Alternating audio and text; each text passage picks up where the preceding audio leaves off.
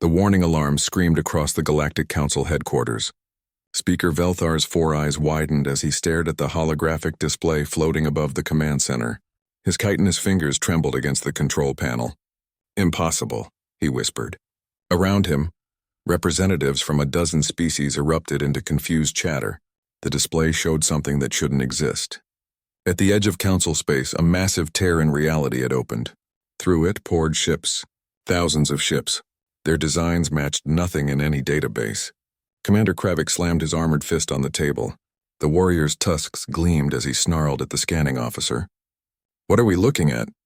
The scanning officer, a small Polarian with trembling antennae, checked her readings 3 times before answering. "The signatures are unknown, War Prime. Energy output exceeds anything we've recorded. The lead vessel alone generates more power than our entire defense fleet." Velthar felt cold fear settle in his stomach. He had served the Council for 200 years. He had seen wars and treaties and the rise and fall of civilizations. But this felt different. This felt like history was breaking. "Open communication channels," he ordered. "All frequencies." Static filled the chamber for a moment. Then a voice came through, speaking perfect galactic standard. The accent was strange, musical almost, but the words were clear. "This is the Terran Expeditionary Fleet. We have returned.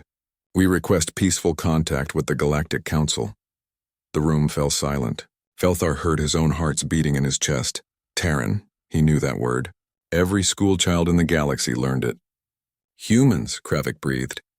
"The humans are back." 800 years ago, humanity had vanished. Their home planet, Earth, had simply disappeared from all sensors. No distress signal. No wreckage. One day they were there, broadcasting their first attempts at faster-than-light communication. The next day, nothing but empty space where their star system had been. The Council had investigated. They found no evidence of attack, no spatial anomalies, nothing to explain it. Over time, humanity became a legend, a cautionary tale about primitive species attempting technology beyond their understanding. Most believed they had destroyed themselves in some catastrophic experiment. But here they were, returned. "Respond," Velthar ordered. "Tell them we acknowledge their message and welcome discussion." He tried to keep his voice steady but failed. Around him, council members whispered frantically. Some species looked excited. Others looked terrified. Kravik looked suspicious. The human responded immediately. "Thank you, Speaker Velthar. We are aware this is unexpected. We have much to discuss. We will approach your station slowly to demonstrate peaceful intent." How did they know his name? How did they know anything about current council politics? The human fleet began moving. On the display, thousands of vessels glided through space with perfect coordination. They moved like a school of fish, each ship knowing exactly where the others would be. The precision was beautiful and frightening. Kravik stood abruptly. "I am deploying enforcement vessels. Standard first contact protocol. They will escort these humans to Quarantine Zone 17. Velthar wanted to argue but couldn't. Protocol was protocol, even if his instincts screamed that this was a mistake. 30 Council enforcement ships moved to intercept the human fleet. They were good ships, fast and well-armed. Each could destroy a small moon if necessary. They transmitted the standard message, "Follow us or face consequences." The human response came from the lead vessel. A woman's voice, calm and professional. "This is Admiral Keiko Chen of the TES Horizon. We understand your caution. However, we must respectfully decline escort to a quarantine zone. We are not refugees or disease carriers. We are returning citizens of this galaxy." Kravik's lips pulled back from his tusks. "They decline? Fire warning shots. Show them we are serious." Velthar wanted to countermand the order, but it was too late. 3 enforcement ships opened fire, aiming deliberately wide. Brilliant blue plasma bolts streaked through space toward the human vessels. Everyone in the command center held their breath. The plasma bolts hit the human ships, and simply vanished. No explosion, no visible shields flickering. The weapons fire touched the hull and ceased to exist, as if reality itself had decided the attack was not permitted to happen. The enforcement fleet commander's voice came through, shaken. "Direct hit confirmed. No damage. Repeat, no damage. These ships aren't just shielded. Our weapons aren't affecting them at all." Admiral Chen's voice returned, still calm, still professional. "We detected your weapons fire. We understand this was a demonstration. Allow us to demonstrate in return. We mean you no harm, but we did not return to this galaxy unprepared. One of the human ships broke formation. It was smaller than the others, perhaps only 10 kilometers long. It moved toward the nearest enforcement vessel and stopped directly in front of it. Then it simply sat there. The enforcement commander tried to maneuver around it, but the human ship matched every movement. It wasn't threatening. It wasn't aggressive. It was just there, impossible to avoid, demonstrating complete control. Enough, Velthar said quietly. Recall the enforcement fleet. Kravik turned to him, fury in his eyes. They defied council authority. They demonstrated capability without violence, Velthar replied. That shows more restraint than we did. Recall the fleet, the order went out. The enforcement ships withdrew. The human vessel returned to its fleet without comment. Admiral Chen's voice came through one final time. Speaker Velthar, we request formal negotiations at a time and place of your choosing. We have waited 800 years to return. We can wait a few more days for proper diplomatic channels. We hope to prove that humanity deserves a place in the galactic community once again. The communication ended. Velthar stared at the display showing the human fleet holding position at the border. They had thousands of ships, technology that made council weapons irrelevant. They could have pushed forward, could have demanded, could have conquered. Instead, they waited politely. Kravik leaned close to him. This is a trap. They're too powerful, too dangerous. Velthar watched the human ships holding their perfect formation and felt a chill run through his body. You're wrong, Kravik. The dangerous thing isn't their power. It's that they came back ready to use it but chose not to. What kind of species develops such might and then asks permission? He didn't know the answer. But he knew the galaxy had just changed forever. The negotiation chamber on Concordia Prime Station had hosted 1,000 diplomatic meetings. Today it felt too small. Velthar watched as the human delegation entered, and he understood why his ancestors had feared the unknown. Admiral Keiko Chen walked at the front. She was tall for her species, with dark hair pulled back and eyes that seemed to take in everything. Behind her came Dr. Marcus Webb, older, with gray hair and a face full of smile lines. Both wore simple uniforms without weapons. They looked so ordinary, so fragile. Velthar had to remind himself these beings commanded ships that ignored physics. Thank you for meeting with us, Chen said, bowing slightly. We know this is difficult. Kravik stood at Velthar's side, arms crossed. You will explain. Where did humanity go? What happened to Earth? Dr. Webb stepped forward. May I show you? Words alone won't be enough. He placed a small device on the table. A holographic image sprang to life, showing Earth as it had been 800 years ago. A blue and green world, beautiful in its simplicity. Our world was dying, Webb began. His voice carried sadness even after centuries. Not from war or disease. From something we couldn't fight. A rogue black hole was approaching our solar system. We had maybe 50 years before its gravity tore everything apart. The hologram showed the black hole, a dark monster sliding through space toward the helpless planet. We tried everything. We built generation ships but couldn't save everyone.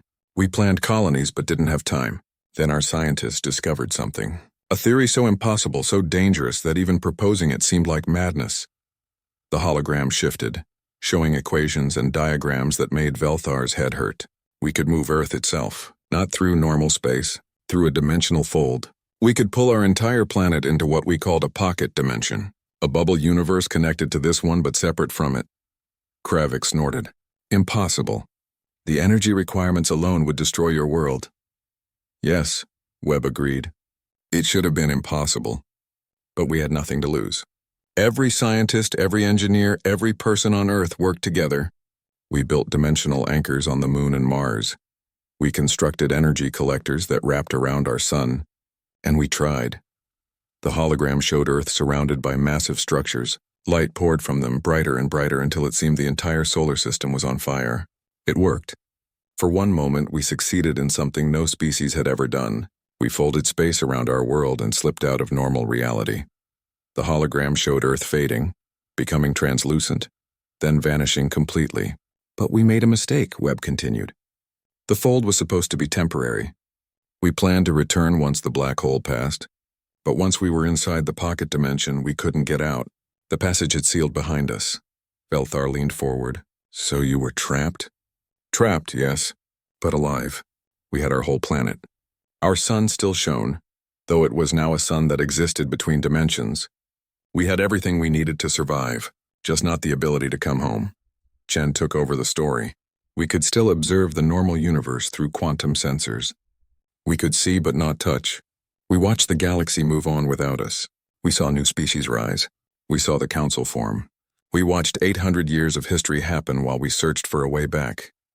Webb activated another hologram, and this one made even Kravik gasp. It showed not Earth as it had been, but Earth transformed.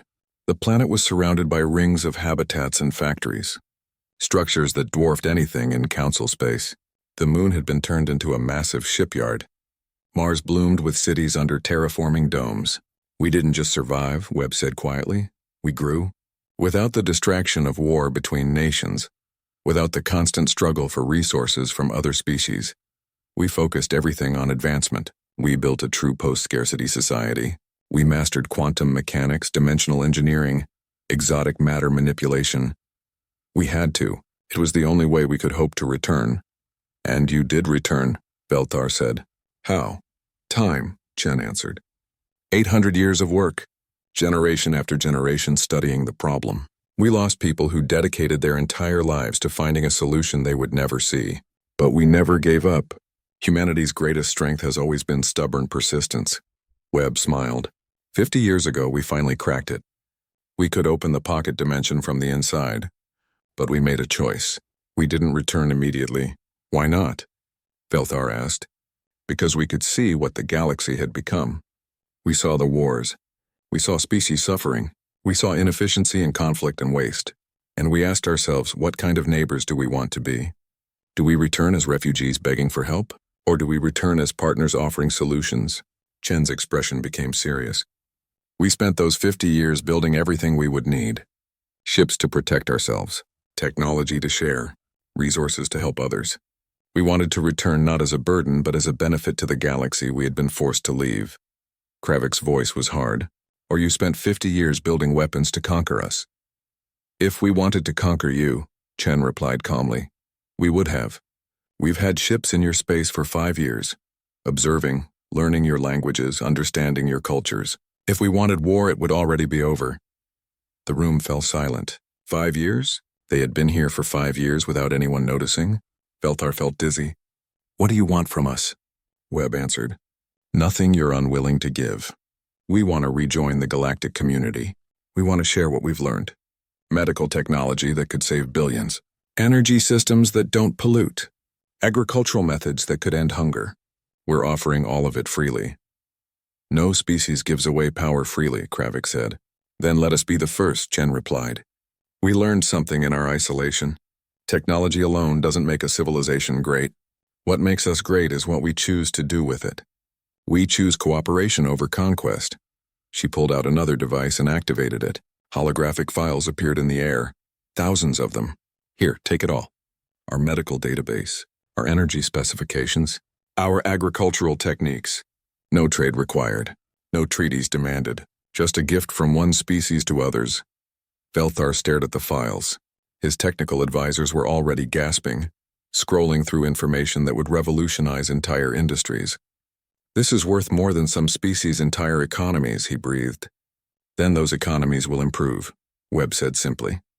We don't need payment. We need partners. We need to know we're not alone anymore. Kravik stood abruptly. This is manipulation. Bribes wrapped in kindness. Chen met his eyes. Think what you like, War Prime. But look at the data. Really look at it.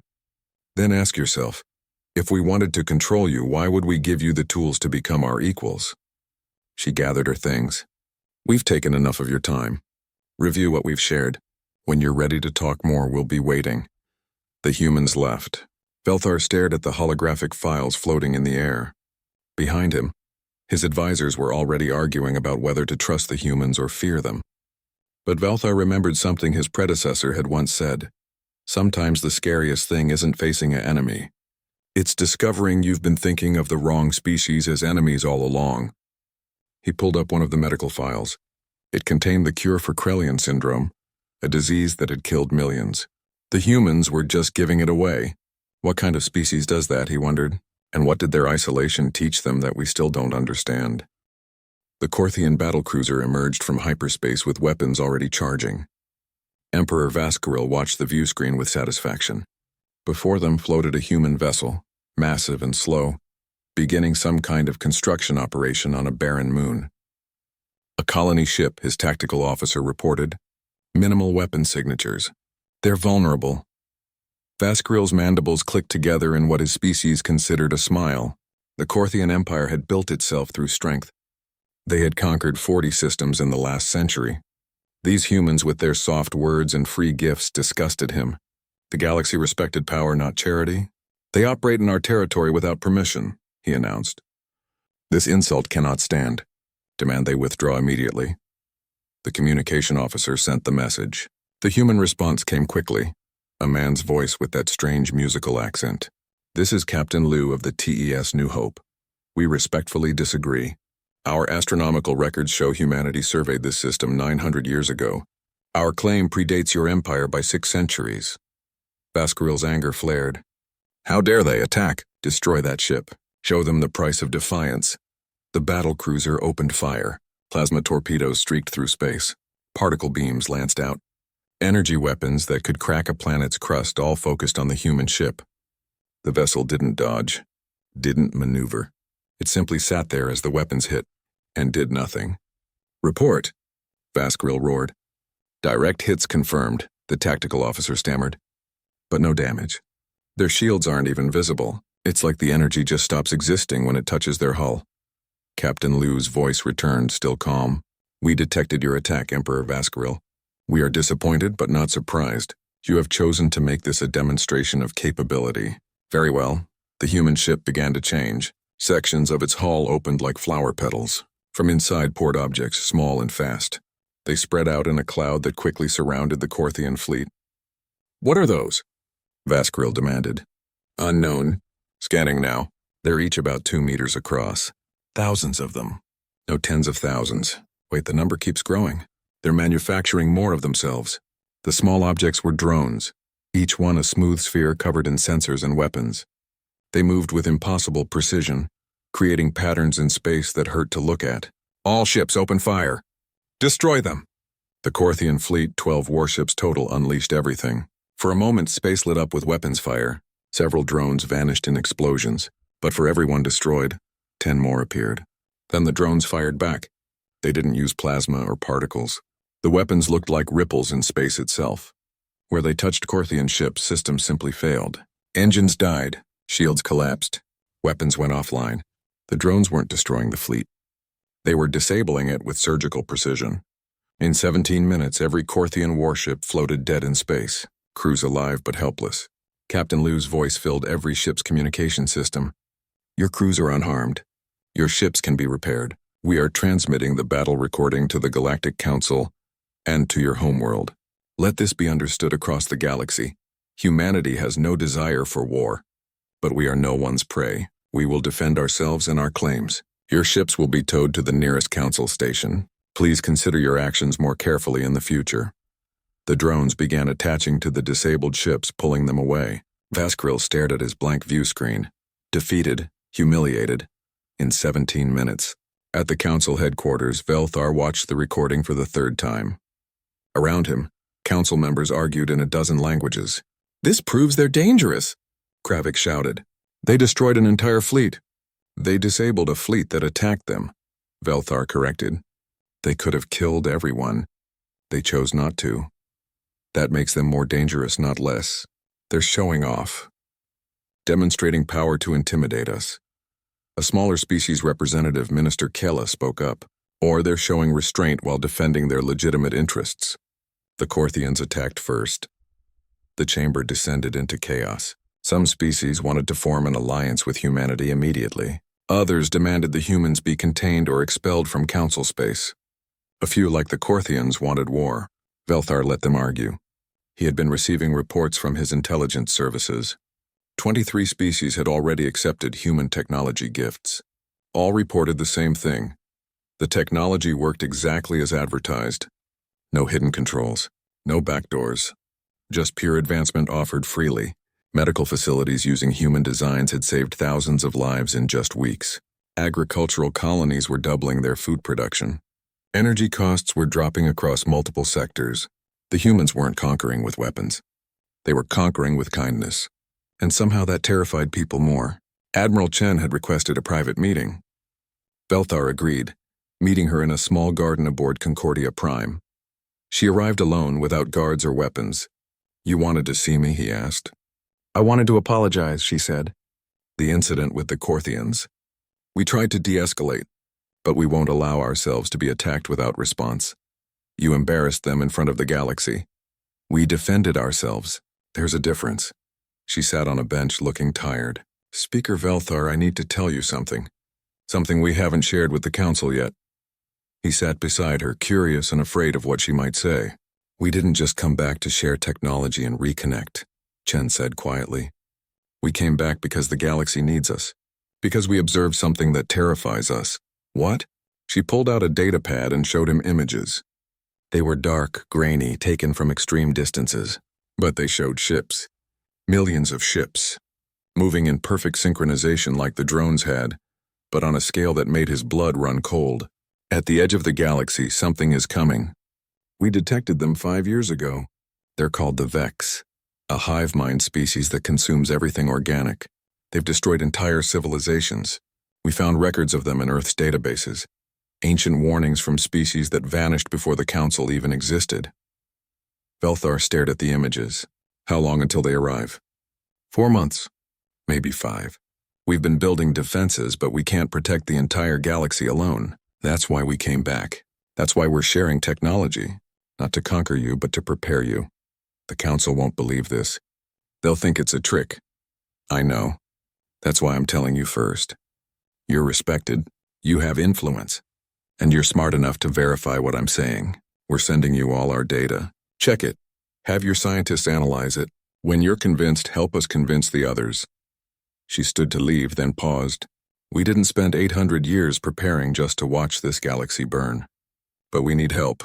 We need the Council to stop fighting us and start fighting with us. Can you make that happen?" Velthar looked at the datapad in his hands. At the images of the approaching horror, he thought about the human gifts, the restraint they'd shown, the power they'd demonstrated but not abused. "I'll try," he said. "But you need to understand. Fear makes people irrational. The more powerful you show yourself to be, the more some will want to destroy you." Chen smiled sadly. "We know. We've had 800 years to think about how this would go. We hoped for better but prepared for worse. Just know this. When the Vex arrive, we'll be defending everyone. Even those who hate us. Because that's what family does. And whether the galaxy accepts it or not, we're all family. We just forgot that for a while." She left him alone in the garden. Velthar stared at the images on the datapad. The approaching swarm. The end of everything if they failed to work together. He had a lot of people to convince, and not much time to do it. The emergency council session had been going for 6 hours. Velthar's voice was raw from speaking, but he continued anyway. "The evidence is clear. Multiple independent species have verified the human data. The Vex are real. They are coming, and we are not ready." On the central holographic display, the images spoke for themselves. The Vex swarm was massive beyond comprehension. Each ship was organic, grown rather than built.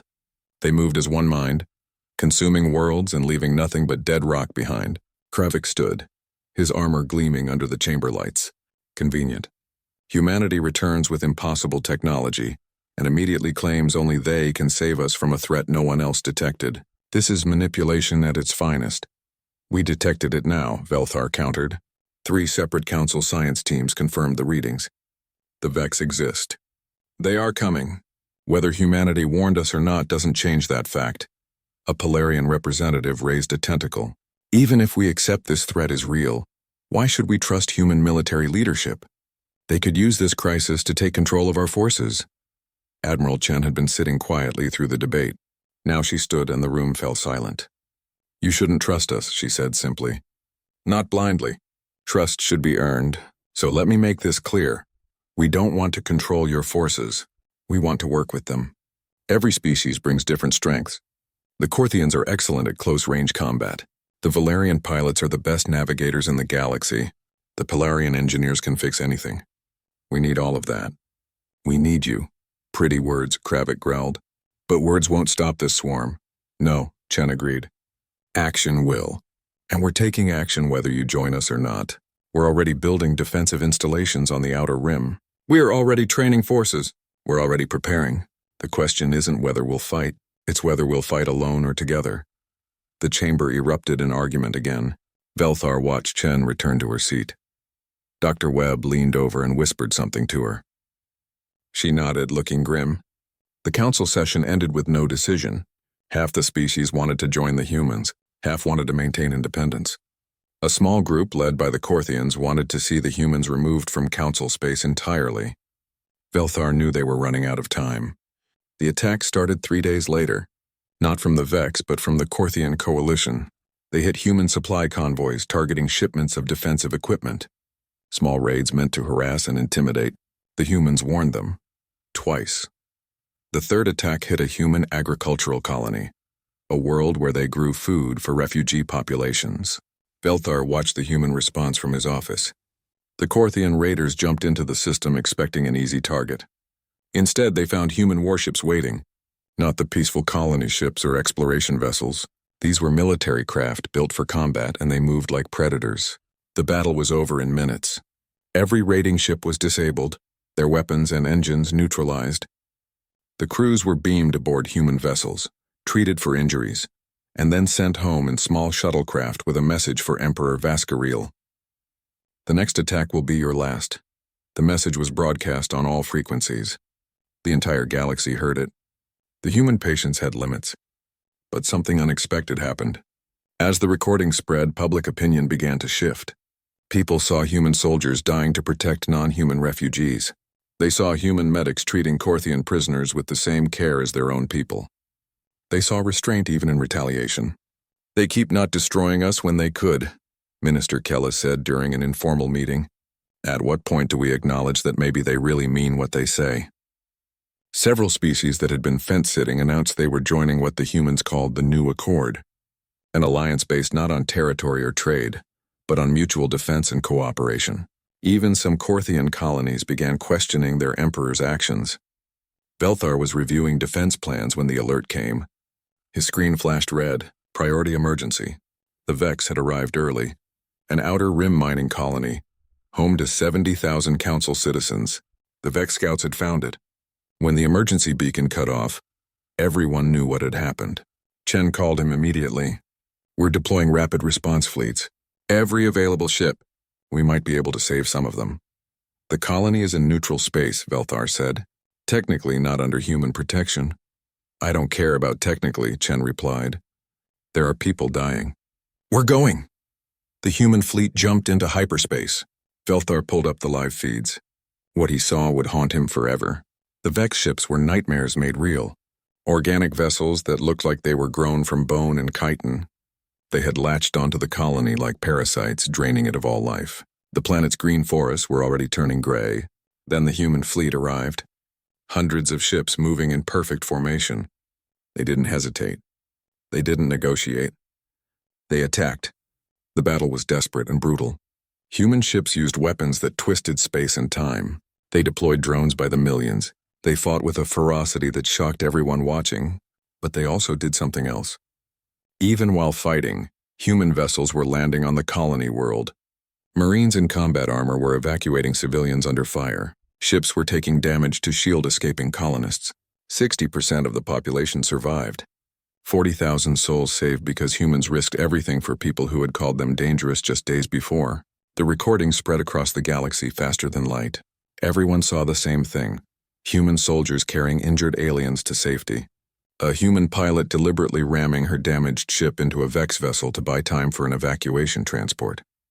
Dr. Webb himself, in medical bay footage, working 30 hours straight to save both human and alien wounded. One recording captured a dying human marine, a young man barely old enough to serve.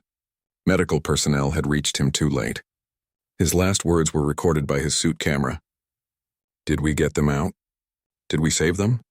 Yes, a medic told him. 40,000 saved. The Marine smiled. Good, that's good. We didn't come back just for Earth. We came back for everyone. Then he was gone. That recording played on every news service in the galaxy. In council chambers, in military academies, in homes on 1,000 worlds, Kravik watched it alone in his quarters. He had lost soldiers before, trained them, led them, mourned them, but he had never seen soldiers die for species that despised them, for people they had never met, for the simple principle that life mattered more than politics. The next council session was different. The chamber was packed, but there was no debate, no argument. Velthar stood at the podium. We have seen the enemy. We have seen what humanity offers. We have seen them bleed for us when they owed us nothing. I call for a vote. Do we accept human coordination for galactic defense? The vote wasn't close. 3 species abstained. 2 voted against. Everyone else voted yes. Chen addressed the council afterward. Thank you.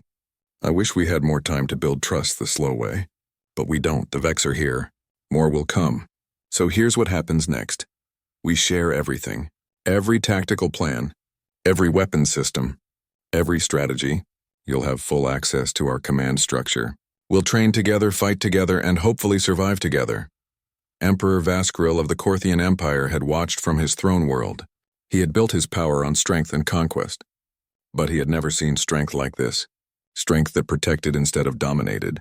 His flagship jumped into council space 3 days later. Not to attack, to join. My people have been fools, he transmitted to Chen. I have been a fool. Will you still accept us? Chen's response was immediate. We judge you by what you do today, not yesterday. Welcome to the fight. Kravik found himself working alongside human tactical officers. They shared ideas freely, combining council knowledge of the galaxy with human technological advancement. It was strange at first. Then it became natural. One evening he asked a human officer why they were doing this. Why risk everything for species that had treated them with suspicion? The officer, a woman named Commander Park, thought about it. Because 800 years ago we were forced to leave. It wasn't our choice. We spent all that time watching you, watching everyone, knowing we couldn't help, watching civilizations rise and fall, watching people suffer when we had solutions. Do you know how painful that was? To have the power to help but no way to reach you? She looked at him with eyes full of old grief. We're not doing this because we're noble. We're doing it because we never want to feel that helpless again.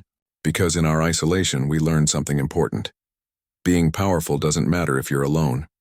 Being advanced doesn't matter if you can't share it.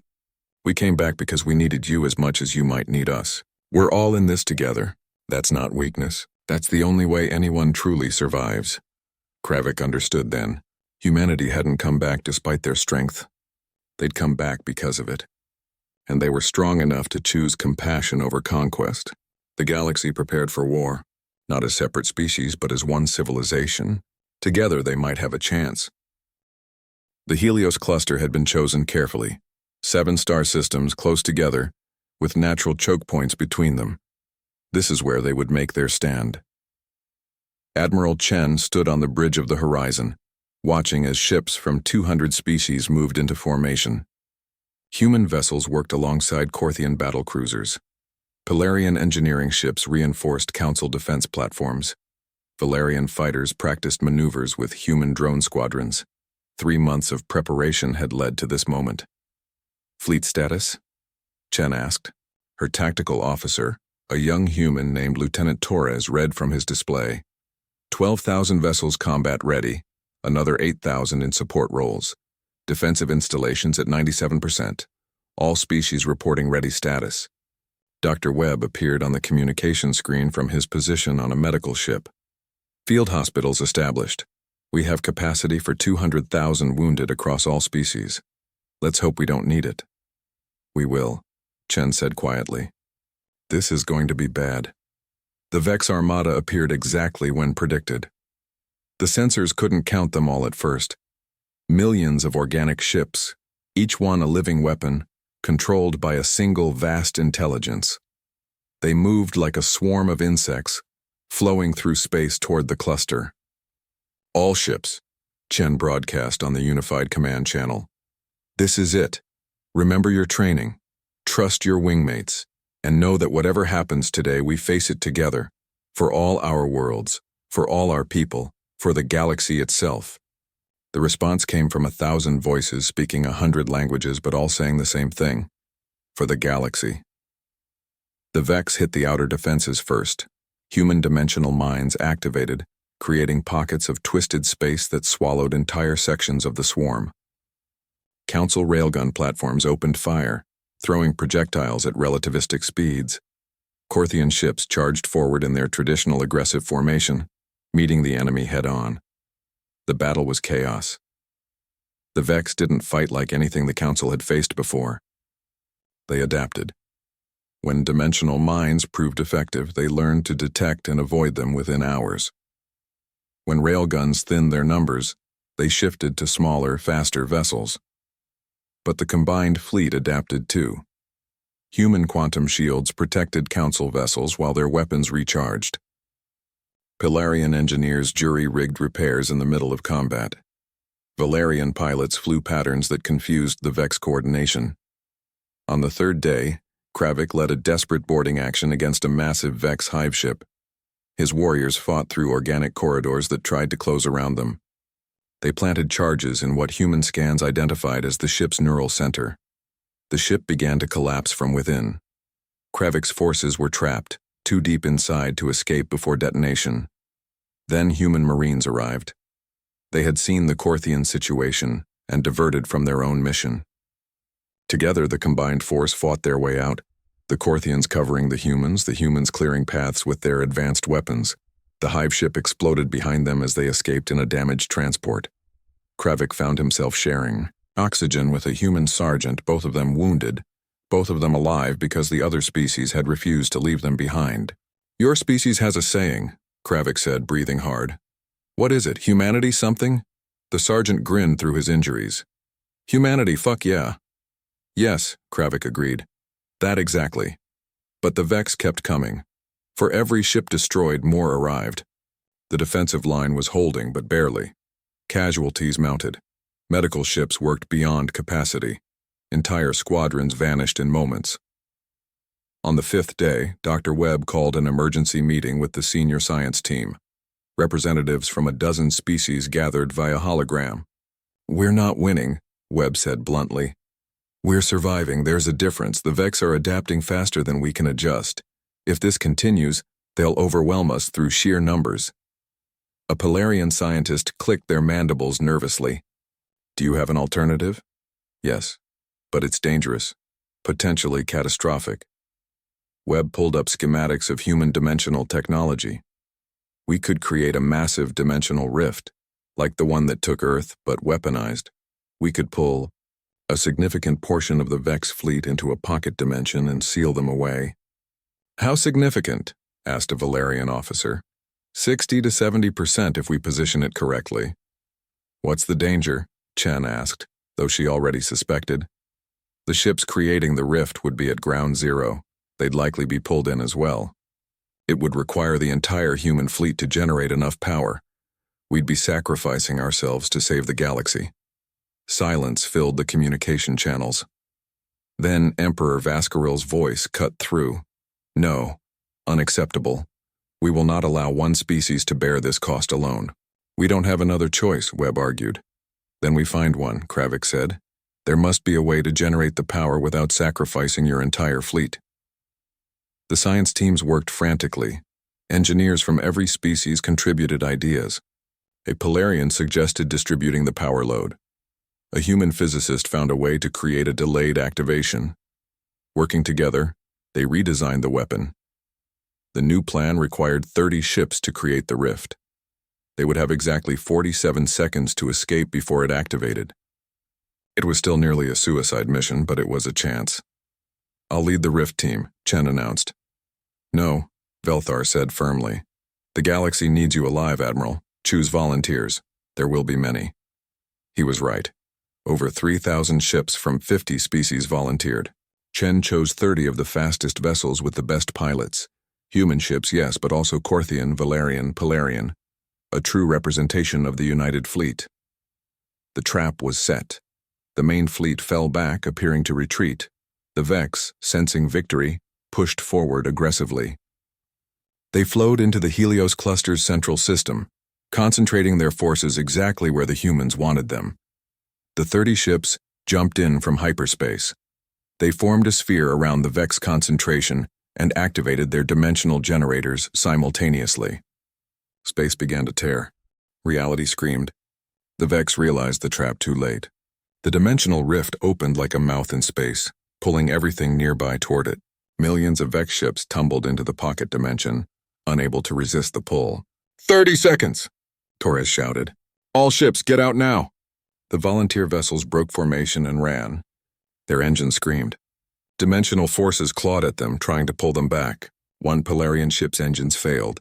A human destroyer immediately latched on with a tractor beam, pulling them both toward safety. A Korthian battlecruiser took too much damage. Its hull began to breach. The pilot could have ejected, but instead he kept flying, using his dying ship to shield two smaller vessels. 23 ships made it out. 7 didn't. The dimensional rift sealed. 70% of the Vex armada vanished in an instant, trapped forever in a pocket universe with no escape. The remaining Vex forces, suddenly leaderless and confused, broke formation. The combined fleet struck hard. Without their numerical advantage, without the hive mind's full coordination, the Vex couldn't adapt fast enough. The battle turned. Within hours, it was over. The remaining Vex retreated into dark space, their invasion broken. The cost had been terrible. Millions dead, hundreds of ships destroyed, entire squadrons lost, but they had won. Together. The memorial was built in the Helios cluster at the exact point where the dimensional rift had opened. It was a massive structure, visible from orbit, listing every name of every being who had died in the battle. Human names beside Korthian names beside Polarian names beside hundreds of others. No species listed separately. All together. Velthar spoke at the dedication ceremony. We gathered here as separate peoples. We survived as one civilization. Those who fell gave their lives not for their homeworlds alone, but for all worlds. Let this stand as a reminder. We are stronger together than we ever were apart. Admiral Chen stood beside him, watching ships from across the galaxy fly past in formation. A salute to the dead, a promise to the living. What now? Velthar asked her quietly. Now we rebuild, we heal. We prepare in case they come back. She smiled slightly. And maybe we finally get to do what we came back for. Live in this galaxy. Be part of it, not apart from it. Kravik approached, moving more slowly now. The battle had left him with injuries that would never fully heal. The Council is voting to formalize the alliance, not as council members and guests, as true partners. The Galactic Union, Velthar said. That's what they're calling it. Chen nodded. Good name. Better than Empire or Council or Accord. Just Union. Together. On Earth, emerging from its pocket dimension, humanity watched their planet take its place in normal space for the first time in 800 years. The orbital space around it filled with ships from 100 species, coming to see the legendary homeworld. Some came out of curiosity. Some came to thank the humans for their sacrifice. Some came simply because they could. Because humanity had come back not as conquerors but as family. A young Polarian child visited Earth with their parents. They saw the oceans and forests, the cities built with care, the monuments to the long isolation. The child asked their parent why humans had given so much to save everyone else. The parent thought carefully before answering.